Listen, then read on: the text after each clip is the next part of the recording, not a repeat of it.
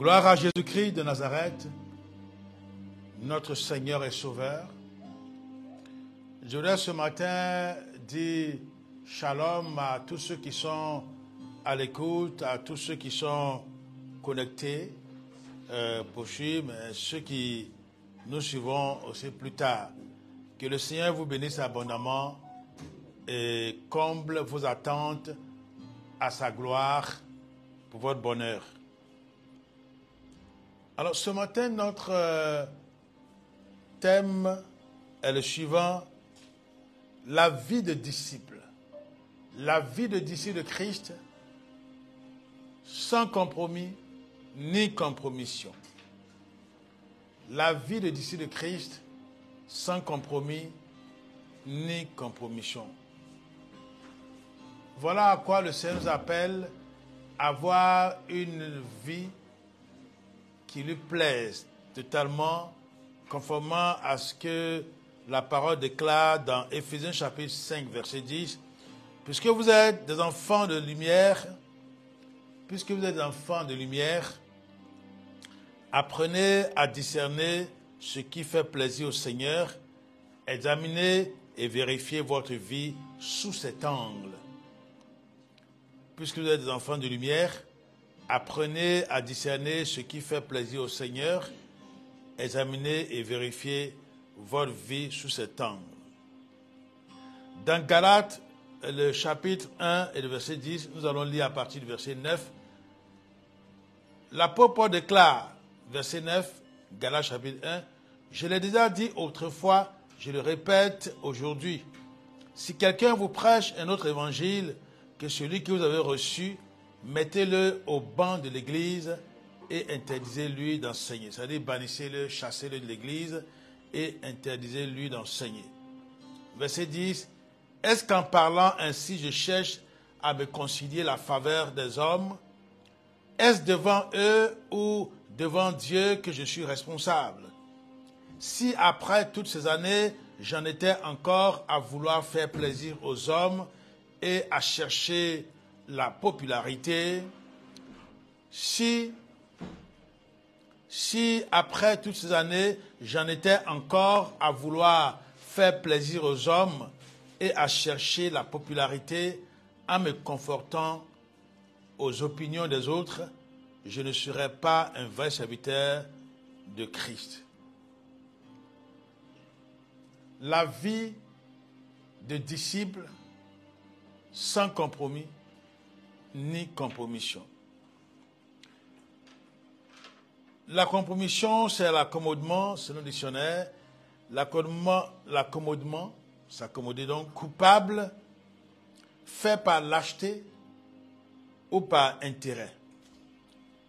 Compromission, accommodement, coupable, fait par lâcheté ou par intérêt. C'est aussi l'action de renoncement mesurée par un intérêt. L'action de renoncement qui est motivée, qui est mesurée par un intérêt.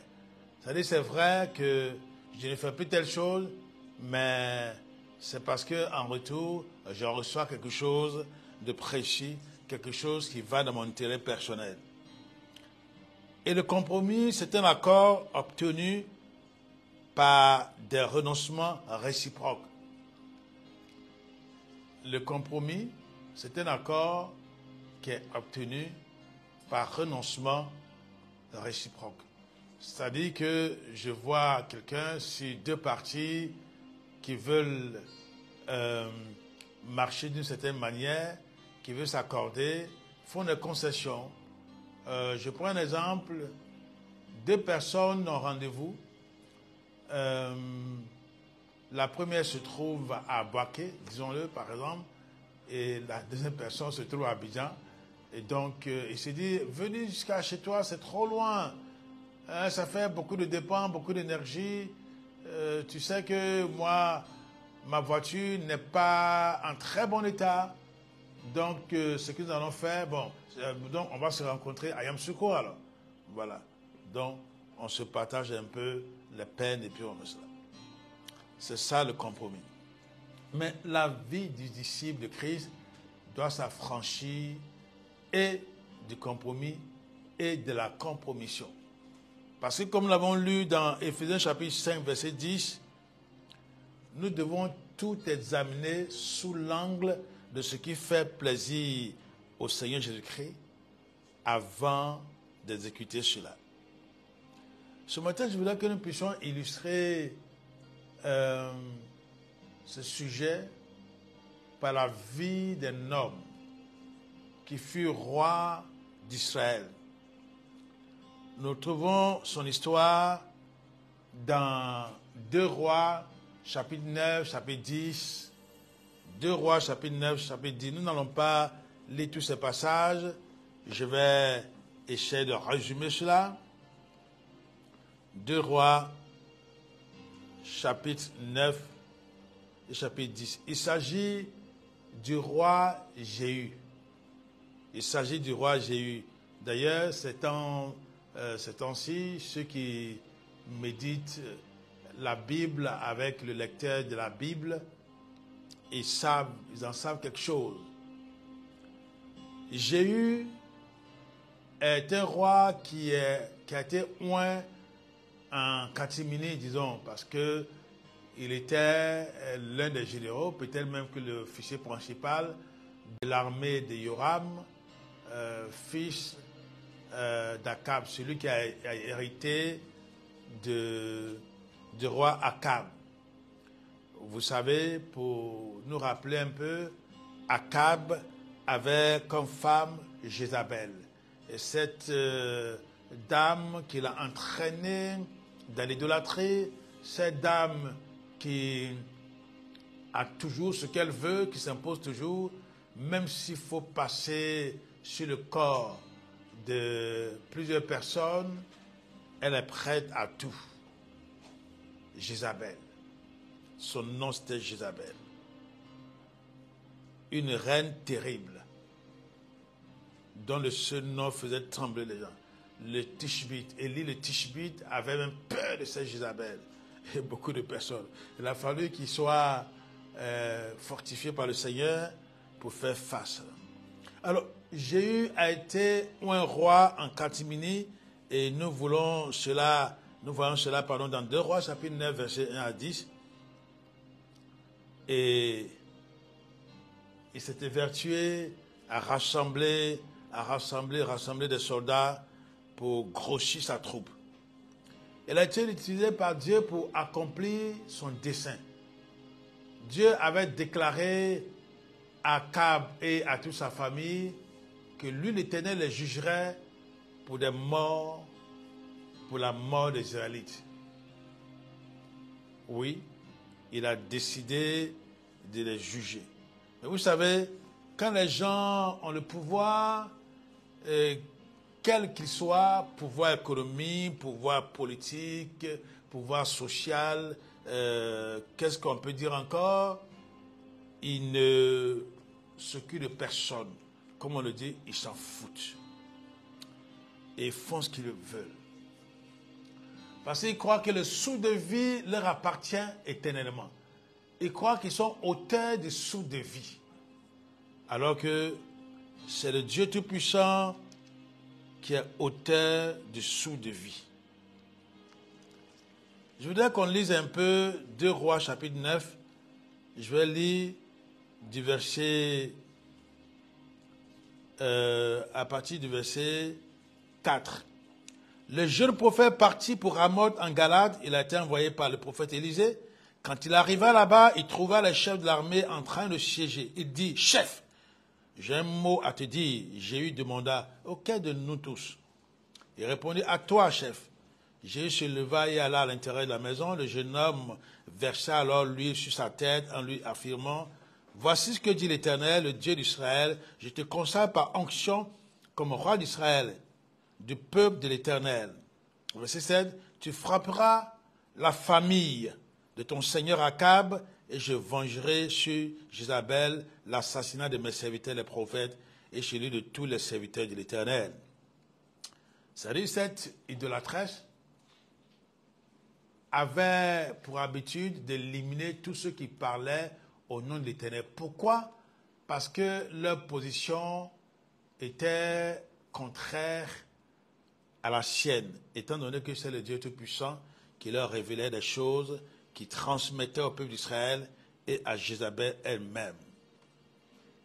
Verset 8, toute la famille d'Akab va disparaître, je vais exterminer tout homme qui appartient à Akab, qu'il soit esclave ou libre en Israël. Je vais rendre la famille d'Akab pareille à celle de Jéroboam, fils de Nébat, et à celle de Baïcha, fils d'Achija. Verset 10, les chiens mangeront Jézabel dans le champ de Jezreel, et il n'y aura personne pour l'enterrer. Puis le jeune homme ouvrit la porte et s'enfuit. Jéhu a ainsi été oint. Il a été ainsi oint. Il a été ainsi oint roi d'Israël. Et nous allons lire le verset 36 du chapitre 9. En retournant à l'annoncer à Jéhu qui dit, c'est ce que l'Éternel avait déclaré par l'intermédiaire de son serviteur Élie le Tishbite, quand il a dit, les chiens mangeront la chair de Jézabel dans le champ de Jezreel. Et le cadavre de Jézabel sera pareil à du fumier qu'on étale sur les champs, dans le champ de Jezreel, de sorte qu'on sera incapable de dire, c'est Jézabel. Jézabel a été tuée parce qu'elle voulait résister. On dit, pour aller un peu plus haut, dans le verset 30, au verset 30, il a dit, Jéhu entra dans Jezreel, dans la vie donc, quand Jézabel a pris, elle se maquilla les yeux, s'embellit la tête, elle regarda par la fenêtre. Verset 31, alors que Jéhu franchissait la porte, elle dit, tout va bien, espère de Zimri, assassin de son seigneur. Zimri, c'est le grand-père, je crois, de Josaphat. 32, verset 32, il leva le visage vers la fenêtre et dit, qui est avec moi? Qui? 2, 3 eunuques le regardaient en s'approchant de la fenêtre. Verset 33, il dit, jetez-la en bas. Il a jeté, son sang éclaboussa la muraille et les chevaux. Jéhu la piétina, puis il entra dans le palais, mangea et but, avant de dire, allez voir cette maudite et enterrez-la, car c'est la fille d'un roi. On partit pour l'enterrer, mais on ne trouva d'elle que le crâne, les pieds et les paumes des mains. Et donc cette dame, qui était toute puissante lorsqu'elle était vivante, elle a été mangée par les chiens. Quelle triste fin. Peut-être que tu as le pouvoir, peut-être que tu as un pouvoir quelconque, je ne sais dans quelle dimension de ton existence. Et tu penses que tu es éternel, tu penses que tu es Dieu, tu penses que tu es de famille divine, tu penses que tu es de droit divin. Et tu t'en fous, tu t'en confies, tu fais des assassinats comme Jézabel. Suffisait qu'elle claque les doigts, puis c'est fini. On assassine celui qu'elle veut qu'on élimine de la terre. Peut-être que tu as ce pouvoir. Mais sache que celui qui est le chef de toute autorité, de toute souveraineté, de toute puissance, il se nomme Yeshua HaMashiach. Oui, c'est le Dieu venu sur terre pour sauver. C'est le Dieu qui s'est incarné dans un corps humain. Mais c'est ce Dieu-là. C'est lui qui règne, c'est lui qui commande toutes choses. Donc avant qu'il soit trop tard, il faut que tu puisses te ressaisir. Et je m'avais dit à quelques disciples de Christ que ce soit, qui sont en train d'accomplir de sales besognes, alors qu'ils fréquentent les églises et croient qu'ils sont parfaits. Ou du moins ils se disent de toutes les façons, lorsque je mourrai, on achèterait des chapelets, enfin, des bougies pour moi, on me fera une messe de requiem et tous les jours, tous les dimanches, on prononcera des messes en ma faveur. Et ainsi, je passerai du purgatoire au ciel, un peu. Alors, tu crois que c'est faisable? Alors qu'il est dit, il est réservé aux hommes de mourir une seule fois, après quoi vient le jugement. Il faut que tu te retrouves. Il faut que tu te rattrapes. il faut que tu te ressaisisses. Il le faut, cher ami. Il faut que tu te ressaisisses. Parce que, comme je viens de le dire, ceux qui cherchent les références peuvent voir dans Hébreux chapitre 9, verset 27. Je lis cela dans la version seconde 21. Il est réservé aux êtres humains de mourir une seule fois, après quoi vient le jugement. Verset 28. De même, Christ s'est offert une seule fois pour porter les péchés de beaucoup d'hommes, puis il apparaîtra une seconde fois sans rapport avec le péché à ceux qui l'attendent pour leur salut. Tu vois, il y a une chantre nigériane, je crois, qui dit le cri que tu vas émettre lorsque les saints seront enlevés, il faut que tu les mettes maintenant. Les pleurs, les larmes que tu as versées, les pleurs que tu vas émettre lorsque l'Église sera appelée, lorsque les saints seront enlevés, il faut émettre ces pleurs maintenant, il faut pleurer maintenant. Oui, il faut que maintenant là, tu puisses te ressaisir. Il faut que maintenant tu changes d'opinion. Et que tu arrêtes d'écouter les fables, les mythes. Et que tu te laisses conduire. Parce que la parole de Dieu, parce que c'est le seul livre qui révèle véritablement le bien. Et qui révèle véritablement le Dieu véritable. Au lieu d'aligner tous ces adjectifs. Ce livre a fait ses preuves. Des bandits ont été transformés. Des bandits de grand chemin ont été transformés. Au nom de cet homme-là qui est venu mourir à la croix de Golgotha, des personnes atteintes de maladies incurables ont été guéries. Peut-être tu me diras, oh, si c'est les maladies incurables, il y a plein de personnes qui le font. Oui, mais qui peut témoigner de ce qui se passe? Une jeune dame d'une religion, d'une autre religion qui n'a jamais mis les pieds dans une église et qui se met là, qui se rappelle quelques versets, enfin quelques paroles, à lui prêcher et qui dit, oh, je veux que tu me guérisses, voilà mon mal, tu me connais. Et ceux dans sa chambre là, et le Seigneur Jésus-Christ lui apparaît la guérie. Jésus-Christ est vivant. Jésus-Christ est vivant. Jésus-Christ est vivant. Il vient au secours de l'humanité. Il vient au secours de quiconque le lui demande de façon sincère.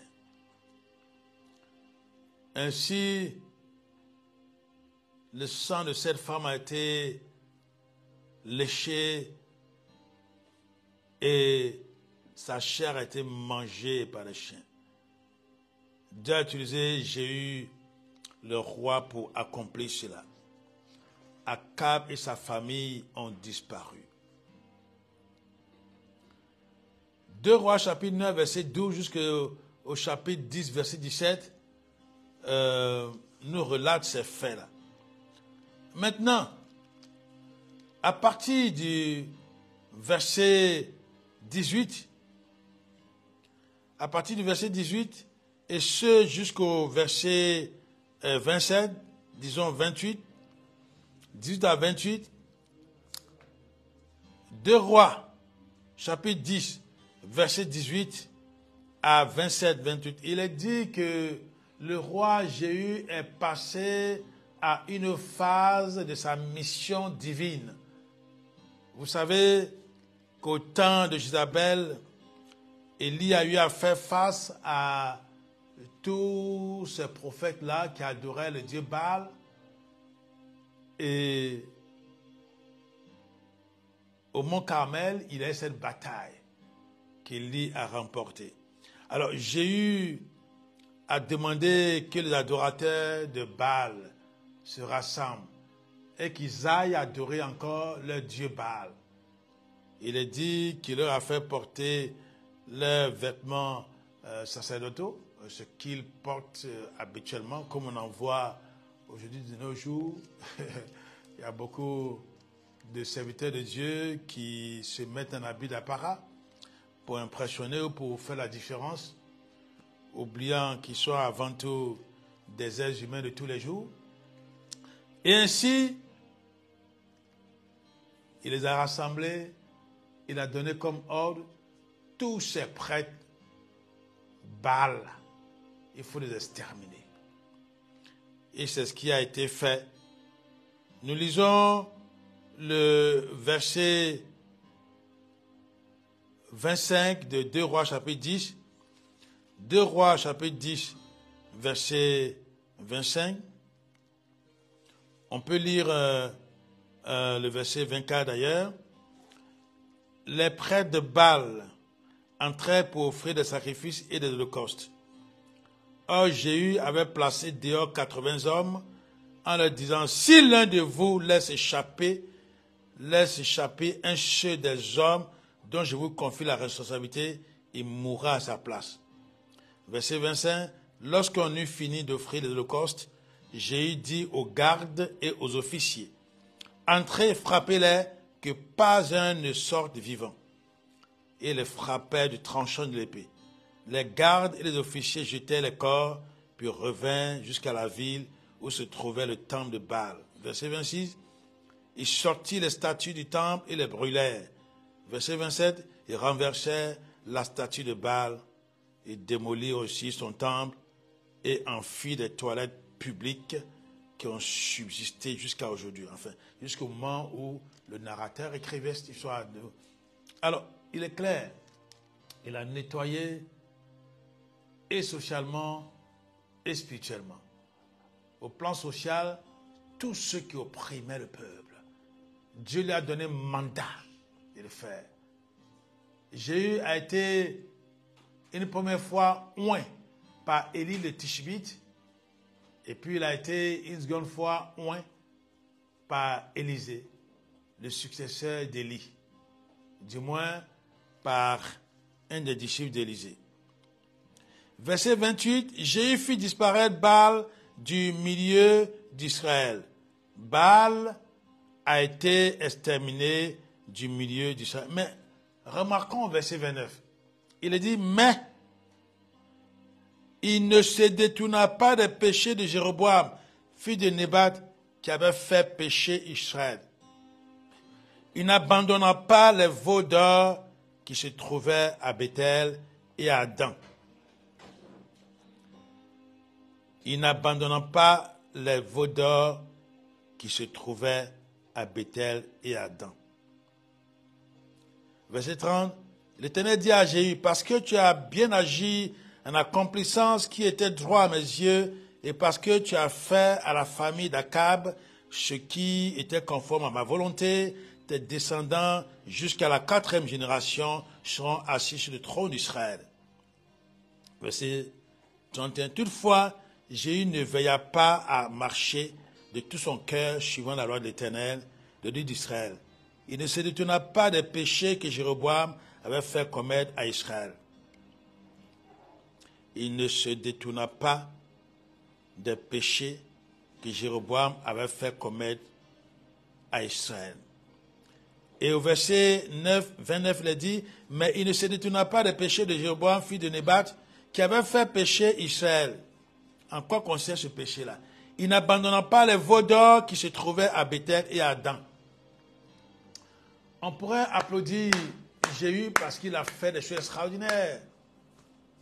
Venger les Israélites en exterminant la famille de leur bourreau ainsi que leurs grands.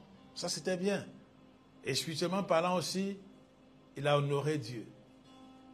Il a éliminé tout ce qui était idolâtré.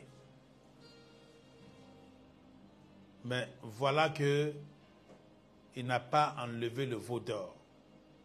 Vous savez, le veau d'or est une compromission que Israël a trouvée après la sortie de l'Égypte, lorsqu'ils se sont rendus compte que Moïse était allé chercher la volonté de Dieu sur la montagne.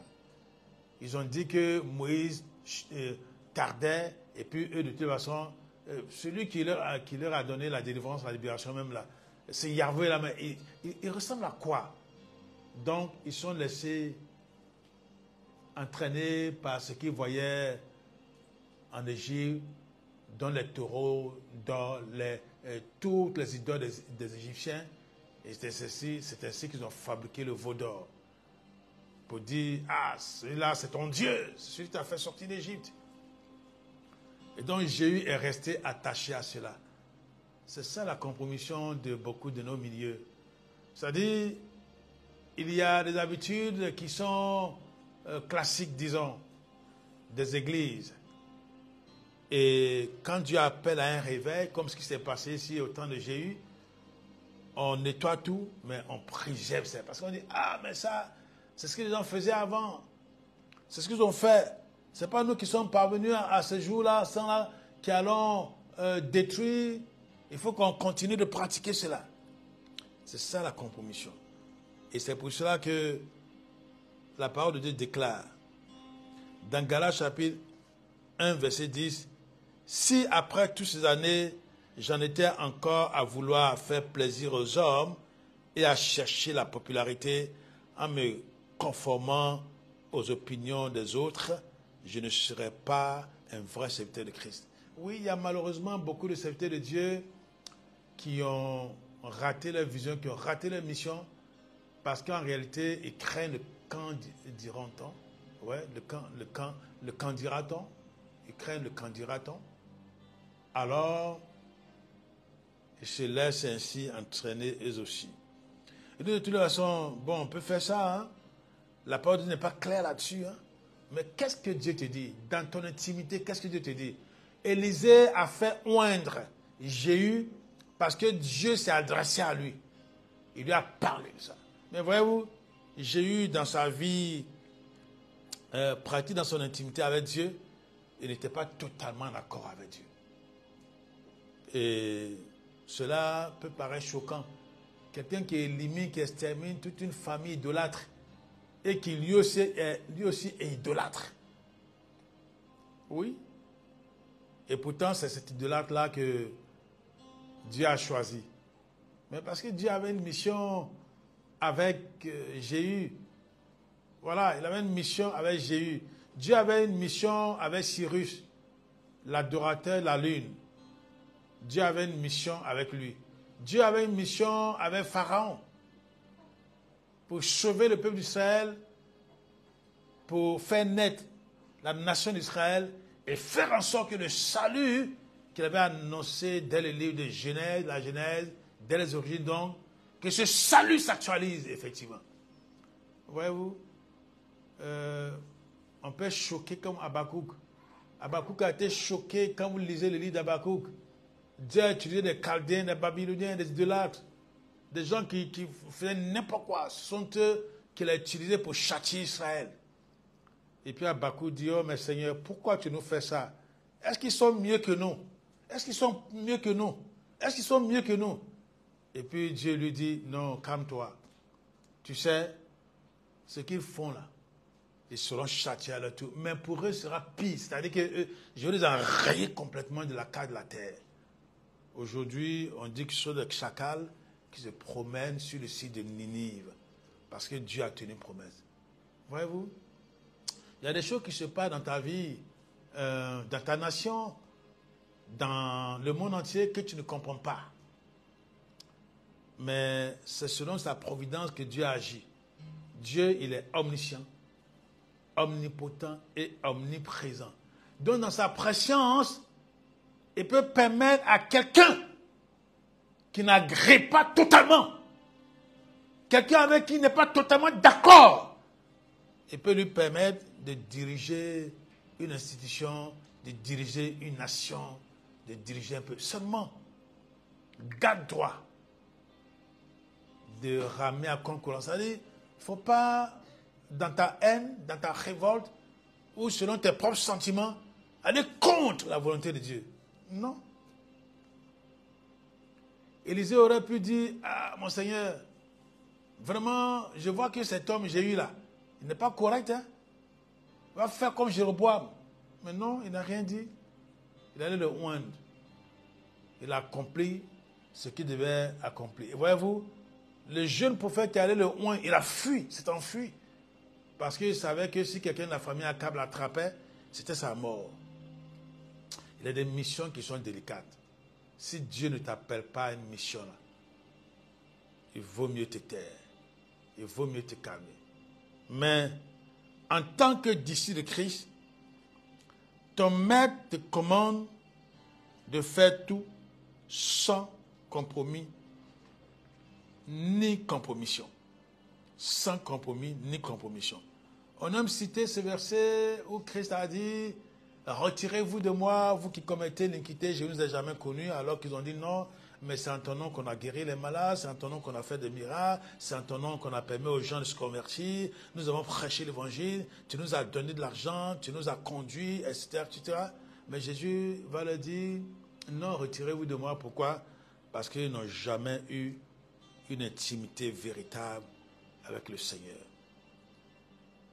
Je parle à quelqu'un ce matin, peut-être que tu es leader spirituel, tu es leader politique, tu es leader professionnel ou socio-professionnel.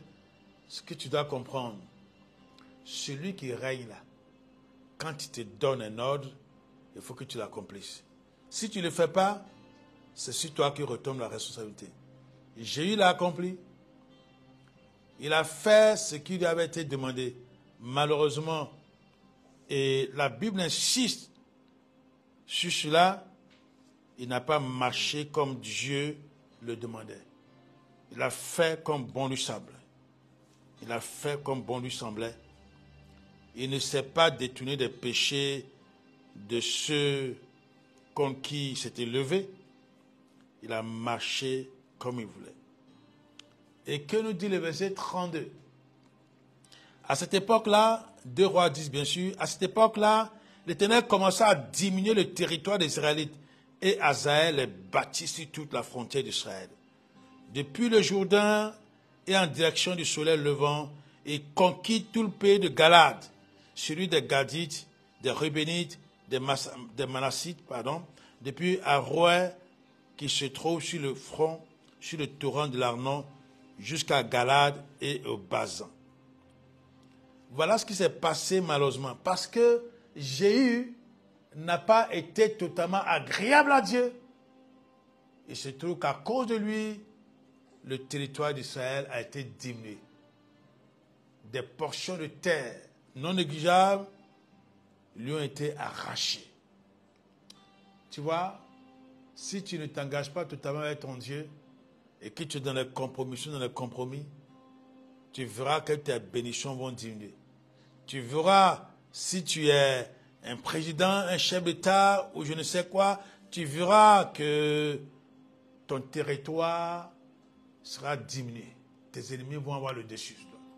Et si tu es un DG, un PDG, tu es un acteur économique, tu verras que ta société aura tendance à tomber en ruine. Et tu appelles beaucoup. Ressaisis-toi si tu es dans l'adoration du veau d'or, ou que tu le fasses en cachette, ou que tu le fasses de façon très visible. Il faut que tu te ressaisisses. Il faut que tu te ressaisisses et que tu te repentes. Tu demandes que le Seigneur puisse t'aider, te libérer, pour que sa gloire en ta faveur puisse éclater socialement, spirituellement et sur tous les plans où tu travailles. Mais sois agréable au Seigneur et demeure en tant que disciple de Christ dans le refus de la compromission et du compromis. Amen. Nous allons prier. Père Céleste, tu nous montres à travers l'exemple de Jéhu que s'ils ne sont pas tout entiers à toi, il y a beaucoup de choses que nous perdrons. C'est pourquoi ce matin, je prie que tu aides quelqu'un, que tu nous aides, que tu nous permettes à nous débarrasser de tout veau d'or qui a adoré en secret ou qui est même adoré de façon connue, de façon visible, mais que quelqu'un aime, que quelqu'un continue d'adorer. sans penser à ce qui pourrait provoquer comme courroux dans la vie de sa famille, dans la vie de sa nation, dans la vie de son institution, dans la vie de son entreprise. Seigneur, donne la force à quelqu'un de se libérer de ce qui est compromission, de ce qui est compromis, et qui marche dans la sanctification, car tu veux que nous soyons tout entiers à toi. C'est toi qui as dit que nous devons rechercher la paix avec tous et la sanctification sans laquelle nous ne verrons le Seigneur. Oui, tu nous exhortes à nous préparer en vue de conquérir des territoires, non seulement ici-bas, mais lorsque tu nous rappelleras à toi, afin que nous soyons tout entiers à toi. Seigneur, bénis ta parole dans le cœur, fais en sorte que nous puissions marcher selon elle, au nom de Jésus-Christ.